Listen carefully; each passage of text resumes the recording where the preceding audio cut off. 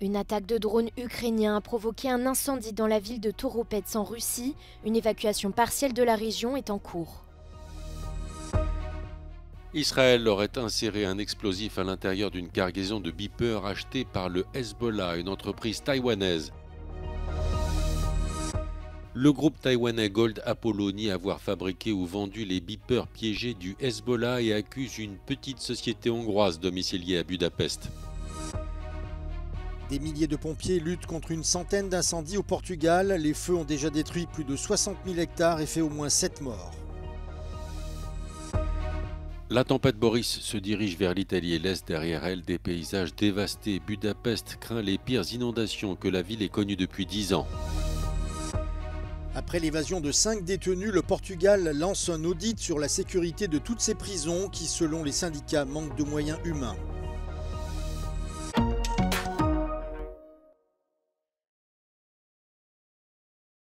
Une attaque de drone ukrainien a provoqué un incendie dans la ville de Toropets en Russie. Une évacuation partielle de la région russe de Tver est en cours, selon le gouverneur de la région.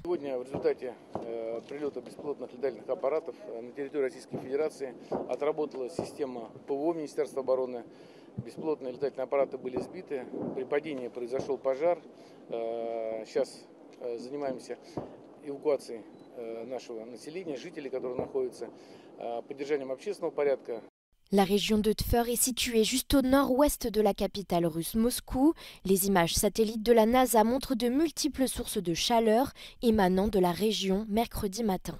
Un responsable des services de sécurité de Kiev anonyme affirme que l'attaque a été menée par les services de sécurité ukrainiens. La frappe aurait détruit des entrepôts militaires russes à Toropets.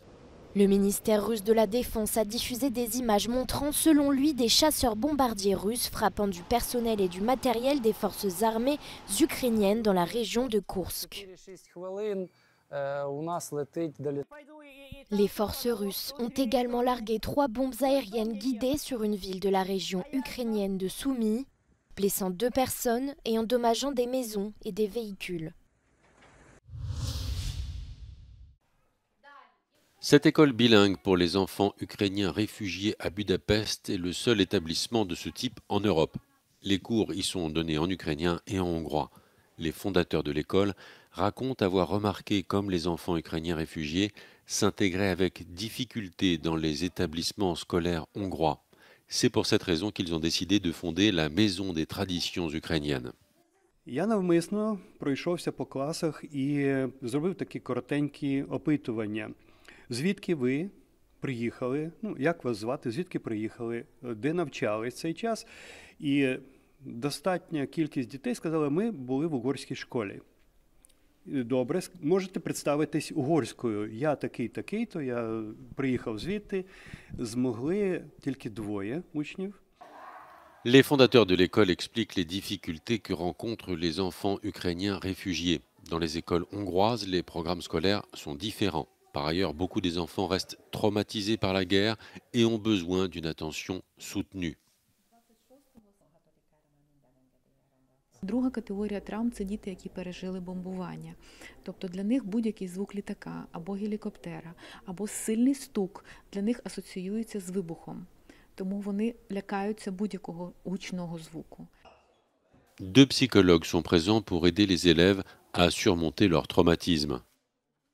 Leurs salaires ainsi que ceux des enseignants de l'école sont payés grâce aux dons et aux subventions accordées par l'État hongrois. Véronica est arrivée en Hongrie avec sa sœur et sans leurs parents. Selon Véronica, l'atmosphère de la Maison des traditions ukrainiennes est bien meilleure que dans les autres écoles où elle est allée. Насправді це був дуже важкий переломний період, але завдяки ньому я виросла, я змогла, так сказати, опанувати свої емоції, змогла стати сильнішою, але так само я дуже сильно сумую за своєю батьківщиною. 400 enfants sont inscrits à la Maison des traditions ukrainiennes. Les Nations Unies estiment à 10 000 le nombre d'enfants ukrainiens vivant aujourd'hui en Hongrie.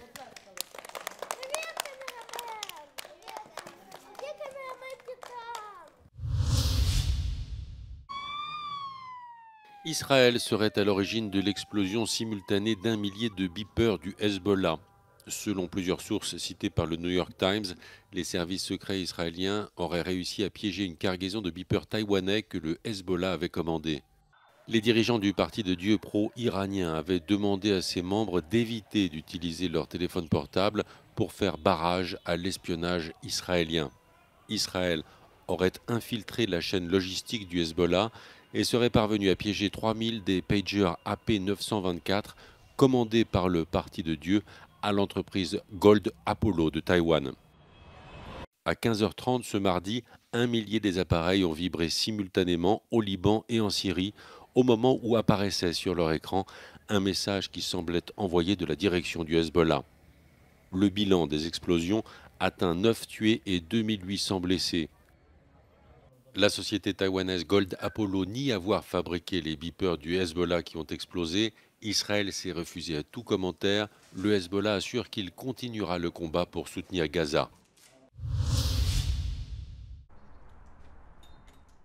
Le groupe taïwanais Gold Apollo accuse la société hongroise BAC d'avoir produit et vendu les beepers piégés du Hezbollah.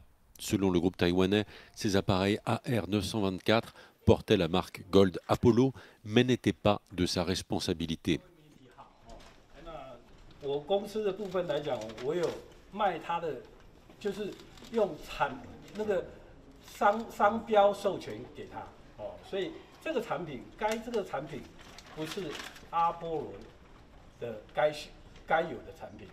La société hongroise BAC est enregistrée à Budapest et ne compte qu'une seule employée. Selon des sources citées par le New York Times, les services de renseignement israéliens sont parvenus à infiltrer la chaîne logistique du Hezbollah et à piéger un lot de beepers du mouvement chiite. Une faible quantité d'explosifs aurait été placée à côté de la batterie des pagers. L'explosion simultanée d'1 millier d'appareils a fait au moins 9 morts et 2800 blessés.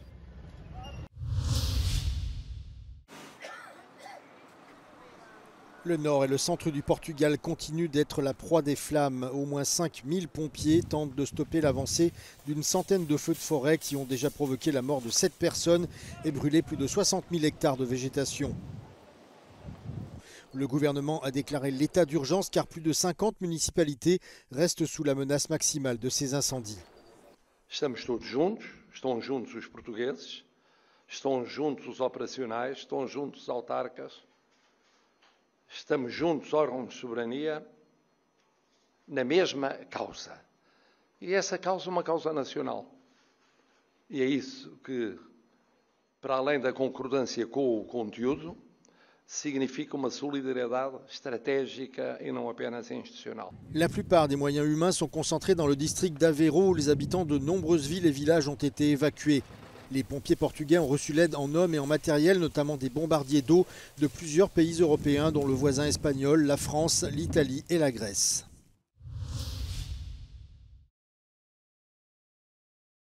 La tempête qui balaie l'Europe depuis vendredi se dirige vers le sud et l'Italie se prépare à de fortes précipitations. Au moins 21 personnes sont mortes à la suite d'inondations en Pologne, en République tchèque, en Autriche et en Roumanie.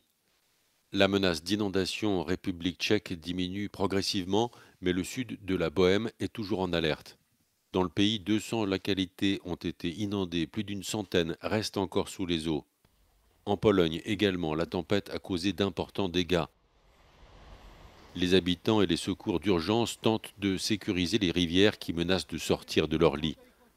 Certaines régions sont privées d'eau, manquent de nourriture et les habitants doivent être évacués. En Autriche, le survol des villages le long du Danube laisse entrevoir l'ampleur des dégâts causés par la tempête. Des localités sont entièrement inondées et là encore les habitants ont dû abandonner leurs maisons et rejoindre des refuges d'urgence. La Hongrie craint une crue du Danube à Budapest. Le maire de la capitale a prévenu que la ville pourrait subir les pires inondations qu'elle ait connues depuis 10 ans.